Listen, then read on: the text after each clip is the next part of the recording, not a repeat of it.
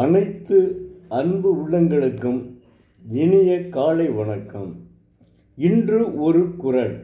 அதிகாரம் 7, குறள் எண் 69, மக்கட்பேறு. இதில் ஈன்ற பொழுதில் பெரிதுவக்கும் தன்மகனை சான்றோன் என கேட்ட தாய், தன் மகனோ மகளோ சான்றோர் என, அதாவது கல்வி கேள்விகளில் சான்றோன் என கேட்ட தாய் தான் பெற்ற பொழுதில் அடைந்த மகிழ்ச்சியை விட பெரிதும் மகிழ்ச்சி அடைவாள்.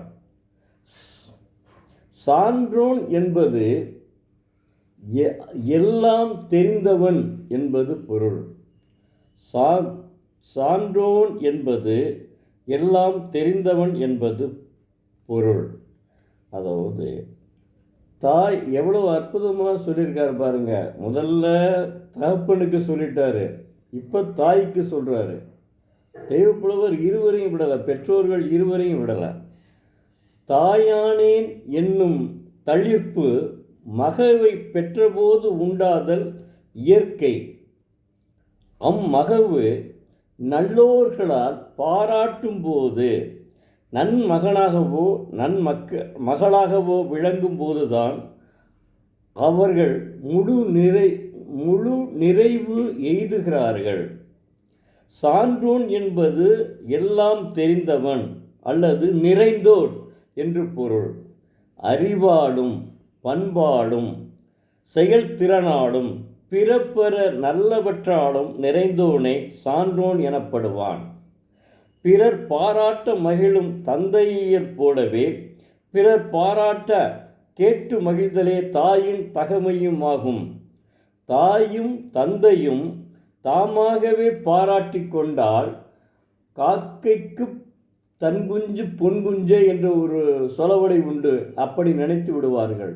பிறர் போற்ற தன்னுடைய மகனும் மகளும் வாழ்வதுதான் சான்றோன் என கேட்ட தாய் மகிழ்வாள் அப்படின்னு சொல்கிறார். எவ்வளோ அற்புதமாக எழுதியிருக்காரு பாருங்க.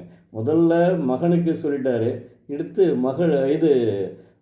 தாய் தகப்பனாருக்கு சொல்லிட்டாரு, இப்போ தாய்க்கு சொல்கிறாரு. என்ன அற்புதம்! அதாங்க திருக்குறளினுடைய பெருமையே. திருக்குறள் தாங்க நம்மளை நம்ம தமிழ் மொழியை முதலில் தோன்றிய மொழிகளில் தமிழ் மொழியும் ஒன்று. அதுதான் தமிழ் மொழிக்கு கிடைத்த சிறப்பு. இந்த குறளை மாணவ செல்வங்கள் தயவு செய்து தினந்தோறும் படியுங்கள். தினந்தோறும் குறளை படியுங்கள். இதில் முக்கியமாக படியுங்கள். அப்போதுதான் உங்களுக்கும் நம்மளும் ஒரு சான்றோன் ஆக வேண்டும் என்ற ஒரு எண்ணம் வேண்டும். அடுத்து இன்றைய புக்கு அக்கினி சிறகுகள், சுயசரிதம் அக்கினி சிறகுகள். டாக்டர் முன்னாள் ஜனாதிபதி APJ அப்துல் கலாம் அவர்கள். இவர்களை பற்றி தனியாகவே நான் உங்களிடம் பேசிவிட்டேன். இருந்தாலும் புத்தகத்தையே ஃபுல்லாகவே உங்களுக்காக பேசிவிட்டேன். இருந்தாலும் இந்த சிறப்பை நான் சொல்லியாக வேண்டும். முதலில் இந்த புத்தகம் என்னுடைய மூத்த மகன் செந்தில்ராஜ் என்பவன் சென்னையில் வசித்து வரும்போது புத்தக கண்காட்சி நடந்தால் போய்விடுவான். போகும்போது என்னை கேட்காமல் போக மாட்டான். அப்பா, நான் அன்னைக்கு புத்தக திருவிழாவுக்கு போகிறேன், உங்களுக்கு என்ன புத்தகம் வாங்க என்று கேட்டுதான் செல்வான். அப்படி கேட்கும் பொழுது எனக்கு APJ அப்துல் கலாம் எழுதிய அக்கினி சிறகுகள் வேண்டும் என்றேன், வாங்கி கொடுத்தாப்புல. அதை அப்படியே படித்தேன். அப்போ ஒரு வாரத்துக்குள்ளேயே அதை படித்து முடிச்சிட்டேன் கொஞ்சமாக. ஆனால் அற்புதமான மனிதனுங்க APJ அப்துல் கலாம். அவர் ராமநாதபுரத்து, அதாவது கடைக்கோடியிலே பிறந்தவர். ராமநாதபுரம் ஸ்வாட்ஸ் பள்ளியிலே படிக்கும்போது அவருடைய பெயர் எழுதியிருக்கு, ஜனாதிபதி ஆனவன்னு எழுதி போட்டிருக்கு. இவர் இங்கே படித்தவர். அப்படி அப்துல் கலாம் படித்த பள்ளி. நான் சில நேரங்களில் அங்கேயும் நடைப்பயிற்சி செய்வேன். அப்போது பார்ப்பேன், தினந்தோறும் பார்ப்பேன். அந்த அளவுக்கு அற்புதமான ஒரு மனிதருங்க இவர். அதாவது IITயில் பாஸ் பண்ணிட்டார். பணம் கிடைக்கலன்னு சொன்னோன்னே தன்னுடைய அக்காள் என்ன செஞ்சான், அப்பாட்ட பணம் இல்லை, ஐஐடியில் பாஸ் பண்ணிட்டீங்களாப்பா, இதில் நான் பணம் தரேன்னு சொல்லி அக்கா தன்னுடைய நகைகளை அடகு வைத்து கொடுத்து படித்தவர். கடைசியிலே தன்னுடைய சூட்கேஸை மட்டும் எடுத்துக்கொண்டு வெளியில் வந்த ஒரே ஜனாதிபதி இவர்தான், ஜனாதிபதி அப்துல் கலாம். மறக்க முடியாத மனிதர். அவரை பற்றி ஒன்று சொல்லிவிட்டு நான் முடிச்சுக்கிறேன். ஏன்னா இது நிறைய டயம் ஆகுதுனால அந்த அலைபேசியில் உள்ள நடத்துபவர்களும் கொஞ்சம் சிரமப்படுகிறார்கள். அதற்காகத்தான் சொல்கிறேன், வேறு ஒன்றும் இல்லை. அதாவது நிறையா ஏற்கனவே சொல்லிவிட்டேன். டாக்டர் அப்துல் கலாம் அவர்கள் பணியில் இருந்து ஓய்வு பெற்றபின் இந்திய நாட்டினுடைய ஜனாதிபதியாக திகழ்ந்தார். அவர் பணி முடிந்ததும் மீண்டும் ஜனாதிபதியாக இருக்க வலியுறுத்தினார்கள். ஆனால் அவர் மறுத்துவிட்டார். பின் கல்லூரிகளுக்கு சென்று மாணவர்களிடம் நம் நாடு வல்லரசாக கனவு காணுங்கள் என்றார்.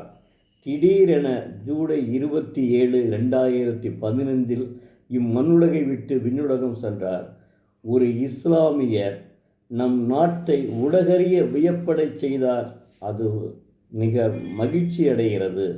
இன்றைய இளைஞர்கள்தான் நாளைய அரசியல்வாதிகள். பெற்றோர்கள் தங்கள் மகள்களுக்கு மத சார்பற்றவர்களாக இருக்க அறிவுரை சொல்ல வேண்டும். நாம் இந்துக்கள், முஸ்லீம்கள், கிறிஸ்தவர்கள் என்று பாகுபாடு கருதாமல் ஒற்றுமையாக மத சார்பற்றவர்களாக திகழ வேண்டும். அவர் என்ன சொன்னார்னா, பிறப்பு ஒரு சாதாரண நிகழ்வாக இருக்க வேண்டும், ஆனால் இறப்பு வரலாறு சொல்ல வேண்டும். அவர் இறப்பு வரலாற்றில் முக்கியம் வாய்ந்ததாக இருந்தது. அவர் இறப்பில் இப்போ உடைய செயலாளராக இருக்கிறார்கள் அமுதா அவர்கள்தான் அவர் இறப்பு சமயத்தில் மண்ணை தூவினார்கள். அது மட்டுமல்ல, பிரதமரிலிருந்து எல்லா தமிழகத்திலிருந்து அனைத்து அமைச்சர்களும் வந்திருந்தார்கள். சிறப்புடைய நிகழ்வாக இருந்தது அவருடைய இறப்பு. மகிழ்ச்சிகரமானது. அவர் ஒரு கதையை மட்டும், அவருடைய கவிதையை மட்டும் சொல்லிட்டு முடிச்சுக்கிறேன், அவ்வளோதான். அதாவது, நமது தாயகத்தின் பெருமையை தலைநிமிரச் செய்த மேதை, நாட்டினுடைய பாதுகாப்பிற்கு வானத்தில் வேலி கட்டியவர். இந்த பாரத தந்தையின் அறிவியல் தபச்சாலையில் பற்றி எறிந்த அக்கினி பிரபஞ்ச வீதியை சூடேற்றியது. தினசரி 18 மணி நேரம் கண்விழித்து ஆய்ந்த போதும் கை வீரர்கள் என்னவோ வீணை மீட்ட தவறியதில்லை. இங்கே இவர் தம் கதை சொல்ல வருகிறார். இது இவர் கதை மட்டுமல்ல, இந்திய அறிவியலின் மேன்மை கதை, சோதனைகளின் சாதனை கதை, உறுதி கொண்ட நெஞ்சின் ஓயாத உழைப்பின் கதை, தாயகம் சாதித்துவிட்ட தன்னிறைவின் கதை, தீர்க்க தரிசனத்தின் கதை, ஒரு கடலோர படகுக்காரர் மகன் கடலளவு விரிந்து இதயமாய் உயர்ந்த கதை, ஒரு கவிஞன் விஞ்ஞானி ஆத கதை. இவர் ஏற்கனவே விஞ்ஞானி ஆவதற்கு முந்தைய கவிஞன் ஆனவருங்க. அற்புதமான மனிதருங்க, மறக்கவே முடியாதுங்க. இவரெல்லாம் மாணவ செல்வங்க, தயவுசெய்து அக்கினிச்சீர்கள் வாங்கி படியுங்கள். அப்போதுதான் தங்களுடைய வாழ்க்கை மலரும். நன்றி, வணக்கம். நாளை மீண்டும் ஒரு குரலை பார்ப்போம்.